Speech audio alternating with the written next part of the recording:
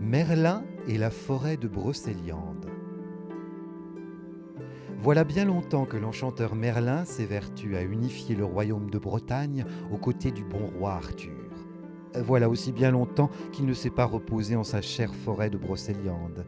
C'est ici, en Bretagne, au milieu des grands arbres et des lacs, qu'il se sent le mieux. En cette belle matinée de printemps, Merlin, sous la forme d'un jeune homme plein de vie, se rend au cœur de Brocéliande.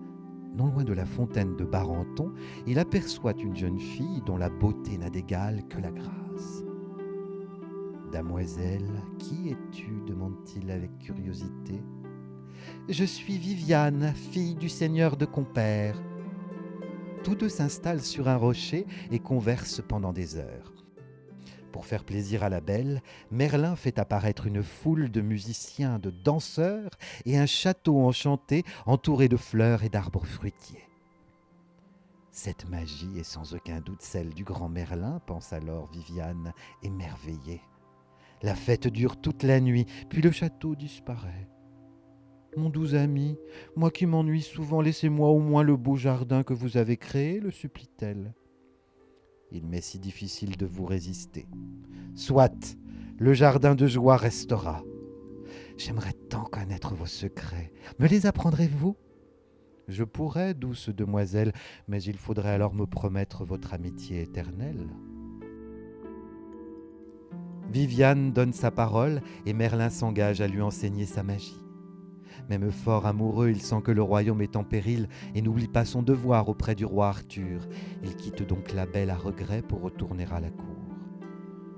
À force de sages conseils et de quelques magies, Merlin aide Arthur à chasser les envahisseurs saxons et à réunifier le royaume. Avec hâte, il retourne au jardin de joie, où Viviane lui réserve un accueil si chaleureux qu'il s'en éprend encore plus. Comme promis, il lui enseigne le pouvoir des plantes, la maîtrise des éléments, la métamorphose et le sort qui plonge quiconque dans un sommeil profond. L'esprit insatiable de Viviane en demande toujours plus, tandis que l'amour grandissant de Merlin le fait céder à tous les caprices de la belle. Mon bel ami, j'aimerais tant posséder mon propre château, lumineux et plein de joie. À ces mots, un château de cristal jaillit soudain au bord du lac. Douce Viviane, voici votre demeure.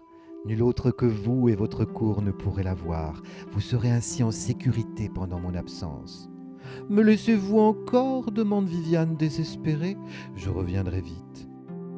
Promettez-moi qu'à votre retour, vous m'apprendrez le sort d'enserrement, lui demande-t-elle avec une infinie douceur. Qu'il en soit ainsi, répond Merlin dans un soupir. De retour à la cour, Merlin prodigue ses derniers conseils au roi. Conscient des desseins de Viviane, il annonce à Arthur qu'il retourne définitivement en forêt de Brocéliande, où la belle l'attend impatiente. Vous êtes enfin de retour, mon doux ami, s'écrie-t-elle avec joie. Vous rappelez-vous votre promesse ? Comment l'oublier, répond Merlin. L'enchanteur dévoile à sa belle le sortilège qui enserre un homme à jamais, puis s'endort profondément. Quelques heures plus tard, il se réveille dans un endroit merveilleux, mais entouré d'une paroi d'air infranchissable. À ses côtés, Viviane le regarde avec tendresse. Vous m'appartenez désormais comme je vous appartiens, Merlin. Nous vivrons heureux à tout jamais réunis, murmure-t-elle. Ainsi, par amour, le grand Merlin renonce à sa liberté. Dans la forêt de Brocéliande se trouvent encore aujourd'hui quelques rochers que l'on appelle le tombeau de Merlin, mais l'enchanteur n'y est pas enterré. Il vit encore dans cette prison dorée que nul ne peut voir.